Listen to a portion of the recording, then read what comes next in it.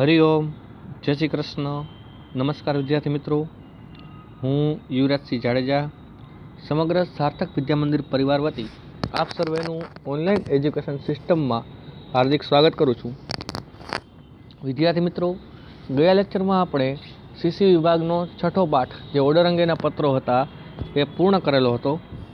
હવે આજે આપણે છે એ એસપી વિભાગનો પાંચમો પાઠ જે નિયમન પત્ર છે એ શરૂ કરવા જઈ રહ્યા છીએ. નિયમન પત્ર જે પાઠ છે એ આવેદનપત્ર જેવો જ છે. હવે આપણે પહેલાં તો આપણે મુખ્ય બાબત જોઈ લઈએ. આવેદનપત્ર અને નિયમન પત્રનો જે મુખ્ય તફાવત શું છે, તો કે આવેદનપત્ર જે છે એ કંપનીની પ્રાથમિક માહિતીઓ છે એ દર્શાવે છે. એની મૂડી અંગે, એના સભ્યોની જવાબદારી કેવી રહેશે, કંપનીનું નામ, બરાબર, એ બધી કલમો છે એમાં આપણે ભણ્યા. હવે જે બીજો દસ્તાવેજ છે એના જેવો જ એ છે નિયમન પત્ર. આ એના અંગેનો પાઠ છે. હવે નિયમન પત્ર જે છે એ કંપનીની આંતરિક બાબતો દર્શાવે છે, એટલે કંપનીનો આંતરિક વહીવટ કઈ રીતે કરવો તે છે એ નિયમન પત્રની અંદર દર્શાવવામાં આવે છે.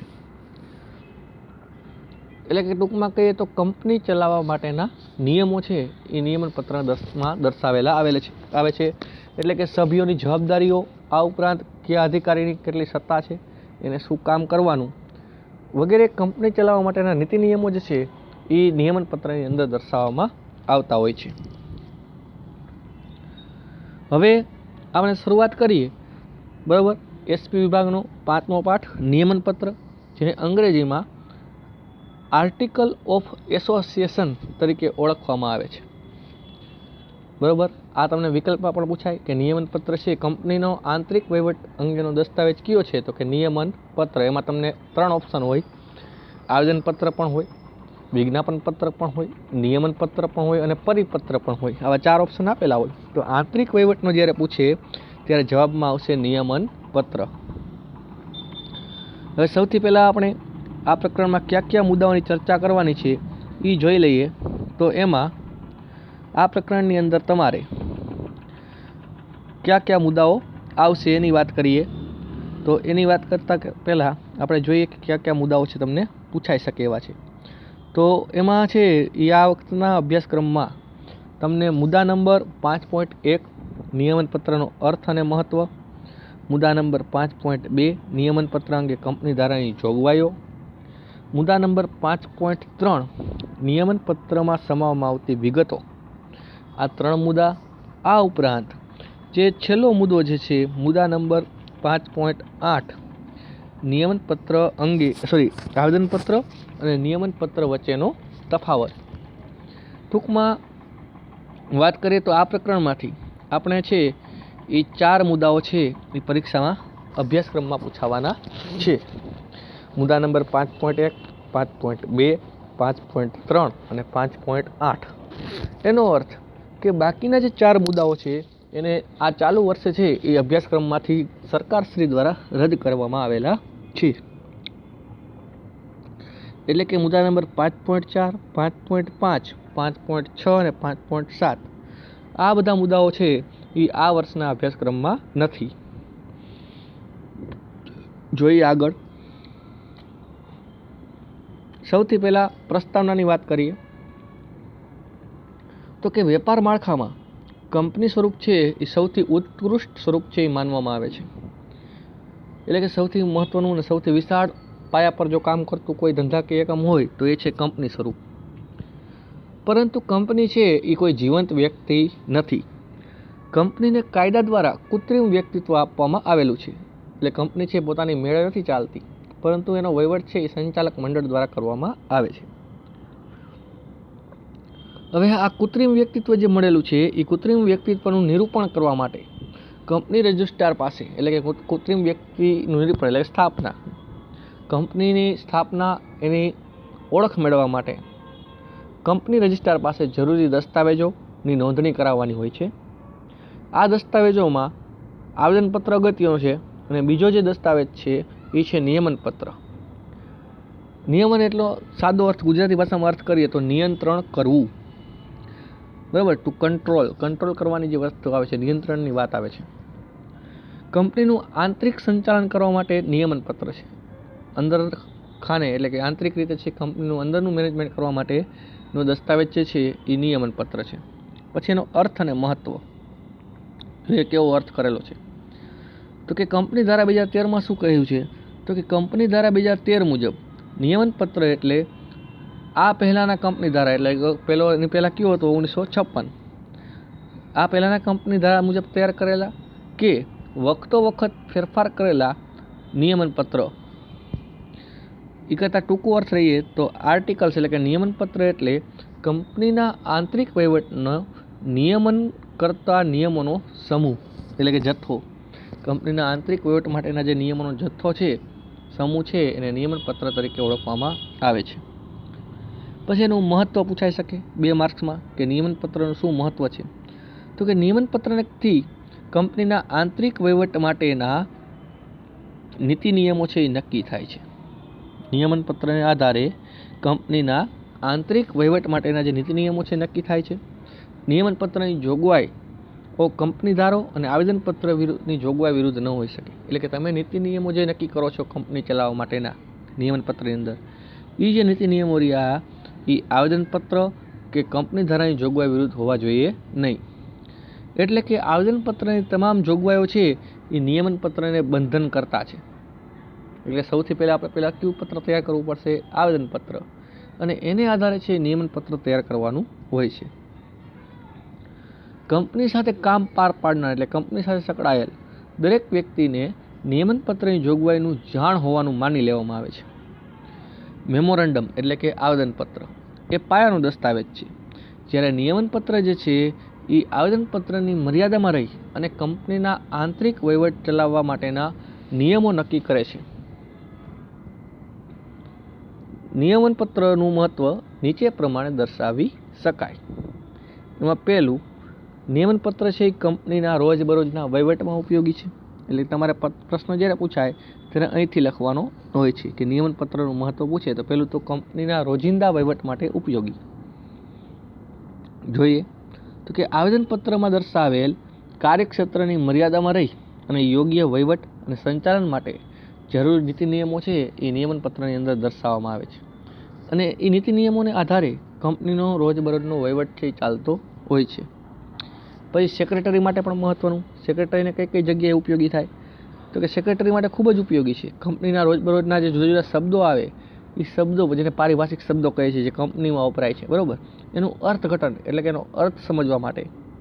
પછી શેરની વેચણી કેવી રીતે કરવી, શેરના હપ્તા કઈ રીતે મંગાવવા, શેર જપ્તીની કઈ પ્રોસેસ છે, ફેરબદલીની પ્રોસેસ કઈ રીતે કરવી, તે અંગેના નિયમન પત્રમાં આપેલા ચોક્કસ નિયમો જે છે એ કંપની સેક્રેટરીને કાર્યાલય એટલે કે ઓફિસના વ્યવસ્થામાં તેમજ કંપનીના સંચાલનમાં છે ઉપયોગી નીવડે છે.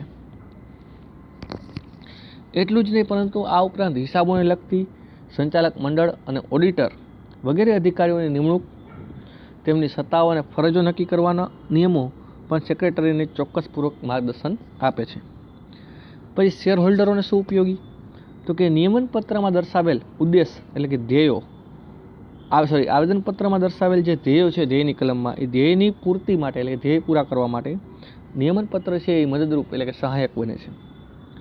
શેર હોલ્ડરોને મળતા હકો, એની જવાબદારીઓની સ્પષ્ટતા નિયમન પત્રમાં આપેલી હોય છે. નિયમન પત્ર એ આવેદનપત્રનો પૂરક દસ્તાવેજ છે એટલે કે એનો એક પાર્ટ છે. પછી વિવિધ સંબંધો, કંપની સાથે કયા પક્ષકારનો કેવો સંબંધ છે તે નક્કી કરવા માટે ઉપયોગી. એટલે કે નિયમન પત્ર જે છે એ કંપની તેમજ તેના સભ્યો વચ્ચેનો સંબંધ નક્કી કરે છે. કંપની અને સભ્યો વચ્ચેના પરસ્પર અને સભ્યોના આંતરિક સંબંધોને નિયંત્રિત કરે છે એટલે કે એની એક વ્યાખ્યા આપે છે. કંપનીનું સ્વરૂપ નક્કી કરવામાં ઉપયોગી છે. એટલે કે નિયમન પત્ર એક એવો દસ્તાવેજ છે જેના આધારે કંપની જાહેર કંપની છે કે ખાનગી કંપની તે નક્કી કરી શકાય છે. પછી વાત કરીએ મુદ્દા નંબર 5.2 કે નિયમન પત્ર અંગે કંપની ધારામાં કઈ કઈ જોગવાઈઓ આપેલી છે. જો આમાં ઘણી બધી જોગવાઈઓ છે, પરીક્ષામાં છે એ આ પ્રશ્ન પૂછાય તો આપણે માત્ર છે 5 થી 7 જોગવાઈઓ છે એ લખવાની હોય છે. તો કે કંપની ધારામાં અલગ અલગ કલમોમાં નિયમન પત્રની મહત્વની જોગવાઈઓ દર્શાવવામાં આવી છે. આ જોગવાઈને આધારે કેટલીક બાબતો, એમાંથી અમુક જ બાબતો છે આમાં દર્શાવેલી છે, જે નીચે મુજબ છે. પહેલું તો કે આવેદનપત્રમાં સહી કરનાર દરેક વ્યક્તિએ નિયમનપત્રમાં પણ સહી કરવી પડે. બીજું, સહી કરનારે પોતાનું સરનામું, ધંધો, જરૂરી વિગતો જણાવવી પડે. બીજું, સહી છે એ ઓછામાં ઓછા એક સાક્ષીની સામે કરવી પડે છે, એટલે કે સાક્ષીની હાજરીમાં કરવી પડે છે. ચોથું, જે નમૂનામાં આપેલ નિયમનપત્રમાં તમામ નિયમો કે કોઈ નિયમોનો કંપની છે એ સ્વીકાર કરી શકે, એટલે કે કંપની ધારામાં જે નમૂનાનું નિયમનપત્ર આપેલું છે એમાંથી અમુક નિયમો જે કંપની છે એ પોતે સ્વીકારી શકે અથવા તો બધા નિયમોનો સ્વીકાર પણ કરી શકે છે. પાંચમું, કંપની નિયમનપત્રની જોગવાઈનું પાલન કરવા માટે બંધાયેલી છે. કંપની સભ્ય તરફથી જવાબદારીમાંથી છટકી શકશે નહીં. છઠ્ઠું, આવેદનપત્રની જોગવાઈ વિરુદ્ધ કોઈ પણ નિયમ છે એ નિયમનપત્રમાં એવી કોઈ પણ કલમ ન રાખી શકાય અથવા કોઈ પણ નિયમ એવો ન બનાવી શકાય જેમાં આવેદનપત્રની જોગવાઈનો ભંગ થતો હોય. સાતમું, ખાનગી કંપનીએ પોતાના નિયમનપત્રમાં 3 વિશેષતાઓ છે એ દર્શાવવી પડે છે. એમાં પહેલું, કંપનીની સભ્ય સંખ્યા કેટલી, ઓછામાં ઓછી 2 અને વધુમાં વધુ કેટલી રહેશે, 200 રહેશે. પછી શેરની ફેરબદલી ઉપર નિયંત્રણ મૂકવામાં આવશે. સી, કંપની છે એ પોતાના શેર ખરીદવા અંગે જાહેર જનતાને આમંત્રણ નહીં આપે. આઠમું, કંપની સાથે સંબંધ ધરાવનાર વ્યક્તિને નિયમનપત્રની જાણ છે તેમ કાયદા મુજબ માની લેવામાં આવે છે, કેમ કે નિયમનપત્ર અને આવેદનપત્ર બંને જાહેર દસ્તાવેજ છે, એટલે કે કોઈ પણ વ્યક્તિ છે એની અભ્યાસ છે કરી શકે અને એની નકલ પણ ફી ભરીને મેળવી શકે છે. એટલે કે આવી કોઈ પણ વ્યક્તિ નિયમનપત્ર અંગે કંપનીની ઓફિસમાં આવી અને તપાસ કરી શકે અને જરૂરી ફી ભરી તેની નકલ પણ મેળવી શકે છે. નવમું, કંપની ધારાની જોગવાઈઓને આધીન, એટલે કે કંપની ધારાની જોગવાઈઓ દ્વારા આવેદનપત્રની શરતોને આધીન ખાસ ઠરાવ પસાર કરીને કંપની છે પોતાના નિયમનપત્રમાં ફેરફાર કરી શકે છે, એટલે કે એમાં બદલાવ લાવી શકે, કોઈ નવો નિયમ એડ કરી શકે, જૂનો નિયમ છે કાઢી પણ શકે. 10મું, નિયમનપત્રમાં આદ્ય સ્થાપકો તરીકે, એટલે કે પ્રવર્તક તરીકે, એટલે સ્થાપક તરીકે દર્શાવેલ વ્યક્તિઓનું સોગંદનામું કે જેમાં પોતાને કંપનીની સ્થાપના, રચના કે વ્યવસ્થાપન સંબંધમાં પોતે કોઈ પણ ગુનામાં દોષિત નથી, એટલે કે કોઈ પણ જોગવાઈ કે કંપની ધારાના નિયમનો ભંગ નથી થયેલો તેવું પ્રકારનું નિવેદન છે એ દર્શાવવું પડે છે, એટલે કે આપવું પડે છે.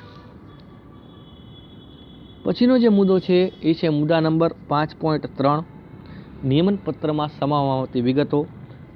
તમારી પરીક્ષા માટે આ પ્રશ્ન છે એ ખૂબ જ મોસ્ટ આઈએમપી છે, જે તમને 3 માર્ક્સની અંદર પૂછાઈ શકે, બરોબર, જેમાં તમારે 7 થી 8 વિગત છે લખવાની થશે.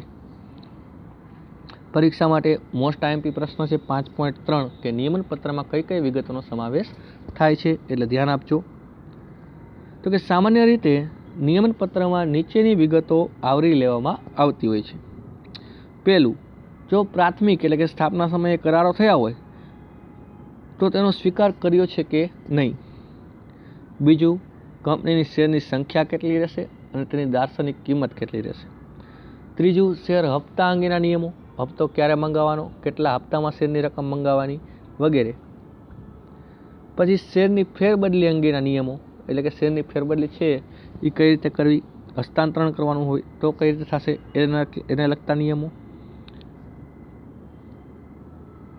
એના પછી છે 5 નંબરનું, તો કે શેરની વણચૂકવાયેલ કિંમત અંગે કંપનીનું લીયન હક, એટલે કે જો કોઈ શેરધારક છે એ કંપનીના હપ્તા સમયસર ન ચૂકવે એને વણચૂકવાયેલી કિંમત કહેવાય, તો એના અંગે કંપનીને લીયન હક છે કે નહીં તે અંગે જોગવાઈ કરવી જરૂરી છે. જો જોગવાઈ ન કરેલી હોય તો કંપની છે એ લીયન હકનો ઉપયોગ કરી શકશે નહીં.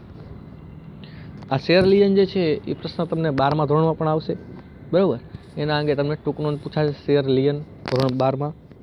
લીયન એટલે શું, તો કે જેમ કોઈ શેર ધારક જે છે એ શેરના હપ્તા ન ભરે તો કંપની છે એ શેર ઉપર પોતાનો અધિકાર છે એ ધરાવી શકે.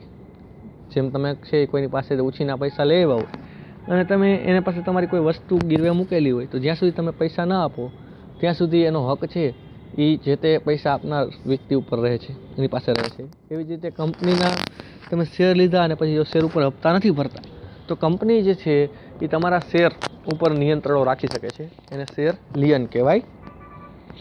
તો એના લગતા નિયમો છે એ દર્શાવેલા હોય છે. પછી શેરનું પ્રેષણ અને શેર જપ્તી અંગેના નિયમો. શેરનું પ્રેષણ તેમજ શેર જપ્તી. પ્રેષણ એટલે કે શેરની ફેરબદલી કરવી, જ્યારે ફરજિયાત હસ્તાંતરણ હોય એને પ્રેષણ તરીકે ઓળખવામાં આવે છે. અને શેર જપ્તી અંગેના નિયમો. શેર જપ્તી કઈ રીતે કરવી, કેટલી પ્રમાણમાં જો શેર હોય તો જપ્ત કરી શકાય વગેરેના નિયમો. પછી 7મું, અમર્યાદિત જવાબદારીવાળી કંપનીમાં સભ્યોની સંખ્યા તેમજ કંપનીમાં રોકાયેલી મૂડી, કેટલા સભ્યો છે અને કયા સભ્યોએ કેટલી મૂડી રોકેલી છે તે દર્શાવવામાં આવે છે. 8મું, ખાનગી કંપનીમાં શેર હસ્તાંતરણ ઉપર નિયંત્રણ, એટલે કે ખાનગી કંપની હોય તો એને શેરના હસ્તાંતરણ એટલે કે ફેરબદલી ઉપર નિયંત્રણ મૂકેલું હોય તો તેના નિયમો.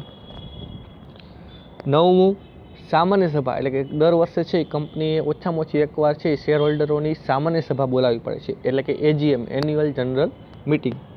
તો એને લગતા નિયમો, એની સભ્ય સંખ્યા કેટલી રહેશે, મિનિમમ કેટલા સભ્યોની હાજરી જોશે, કયા વર્ષે કયા મહિનામાં સભા બોલાવી વગેરે નિયમો. 10મું, સંચાલક મંડળમાં જે સંચાલકોની, મેનેજિંગ ડિરેક્ટરની, સેક્રેટરીની ફરજો અને એની સત્તાઓ કઈ કઈ રહેશે તે દર્શાવવામાં આવે છે.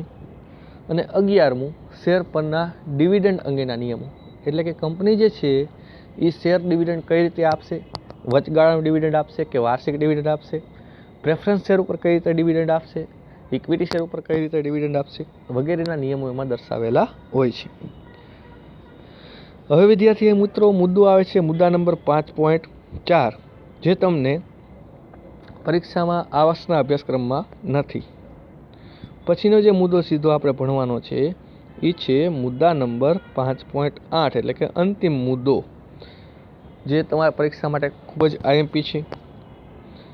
આ મુદ્દો છે એ મુદ્દા નંબર જે 5.8 તફાવત, એમાંથી તમારે છે એ કોઈ પણ 5 થી 6 મુદ્દા છે પાકા કરવાના હોય છે, જે પ્રશ્ન તમને 4 કે 5 માર્કમાં પૂછાય છે. જોઈએ તો આવેદનપત્ર અને નિયમનપત્ર વચ્ચેનો તફાવત. એમાં પહેલું આપ્યું છે કંપનીની નોંધણી. તો કે દરેક કંપનીએ નોંધણીનું પ્રમાણપત્ર મેળવવા માટે આવેદનપત્ર બનાવવું ફરજિયાત છે. જ્યારે નિયમનપત્રમાં શું કીધું, તો કે શેર મૂડીથી મર્યાદિત જવાબદારીવાળી કંપની, જે જાહેર કંપનીઓ છે તેના માટે નિયમનપત્ર છે એ મરજિયાત દસ્તાવેજ છે, એટલે ફરજિયાત તૈયાર કરવો નથી.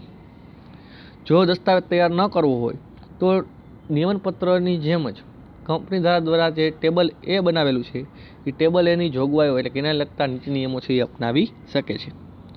પછી નોંધણીની જરૂરિયાત, તો કે કંપની રજિસ્ટ્રાર પાસે આવેદનપત્ર નોંધાવવું ફરજિયાત છે. જ્યારે જો કંપની છે એ ટેબલ એફ અપનાવી લીધું હોય તો એને છે એ ટેબલ એફ નોંધાવવાની જરૂર પડતી નથી. મહત્વ, તો કે આવેદનપત્ર જે છે એ કંપની માટે એક પાયાનો મૂળભૂત દસ્તાવેજ છે. અને નિયમનપત્ર કેવો છે, તો કે આંતરિક વહીવટ માટેનો દસ્તાવેજ છે, એટલે કે ગૌણ દસ્તાવેજ છે.